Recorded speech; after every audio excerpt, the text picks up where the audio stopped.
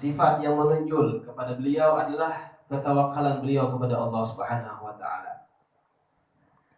Ustaz Hasan mempunyai jiwa tawakal yang luar biasa. Sebagai suatu gambaran dari sifat tawakal beliau adalah bahwa ketika beliau mempunyai rencana untuk membangun gedung asrama santri berlantai 3, pada waktu awal terjadinya krisis moneter dengan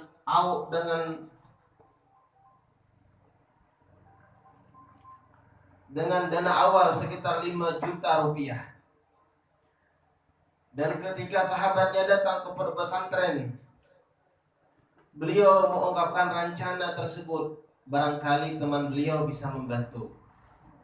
Namun orang tersebut justru bertanya dengan nada terheran-heran, "Ya Ustaz, bagaimana dengan dana yang sedikit itu? Antum akan membangun bangunan sebesar itu. Apalagi sekarang Indonesia dalam krisis moneter." Kemudian apa kata beliau? "Ya Ustaz, yang krisis itu kan Indonesia. Negara lain kan tidak. Apalagi Allah. Apakah Allah kenal krisis moneter?" Sebuah umpan balik dan argumen yang luar biasa. Kemudian beliau melanjutkan kata-katanya, "Kalau kita punya rencana, maka kita jangan sekali-kali mengukur dengan kemampuan kita. Apalagi kita mengukur dengan kemampuan kita, tetapi apabila kita mengukur dengan kemampuan Allah, maka kemampuannya tidak terbatas. Dan yakinlah bahwa selama kita berniat memperjuangkan agama Allah, maka Allah akan menolong kita." Inilah diplomasi yang menggambarkan betapa tingginya tingkat tawakal beliau.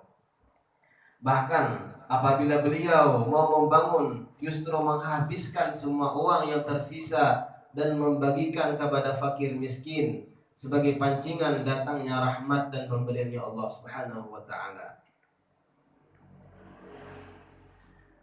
Dan di antara sifat beliau yang menunjul pada beliau adalah keikhlasan beliau. Sebagaimana sering diungkapkan olehnya dalam menasihati para santri dan para guru, agar senantiasa menata niat dalam setiap tindakan dan amal yang dilakukan. Hal ini merupakan cerminan dari kepribadian beliau yang senantiasa menjadi keikhlasan sebagai pondasi dari setiap amal yang beliau laksanakan, termasuk pendirian pondok pesantren. Sebagai sebuah bukti dari keikhlasan beliau, ketika ada guru-guru yang mengusulkan agar membuat papan nama pondok di tepi jalan, beliau tidak langsung mengabulkan permintaan tersebut.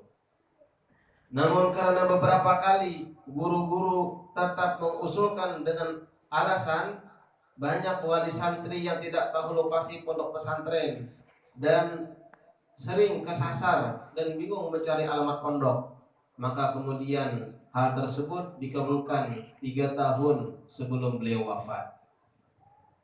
Demikian pula dalam rekrutmen atau seleksi guru-guru, maka yang pertama kali dilihat adalah keikhlasannya.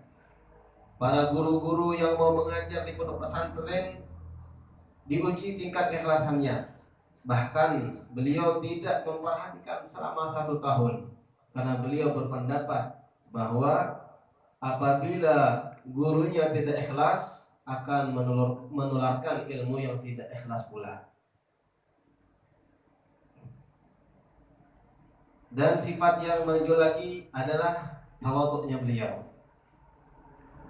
Beliau senantiasa menunjukkan sikap rendah hati dalam kehidupan sehari-hari, dan sama sekali tidak menunjukkan bahwa beliau adalah orang besar. Siapapun tamu yang datang dilayaninya dengan ramah tamah.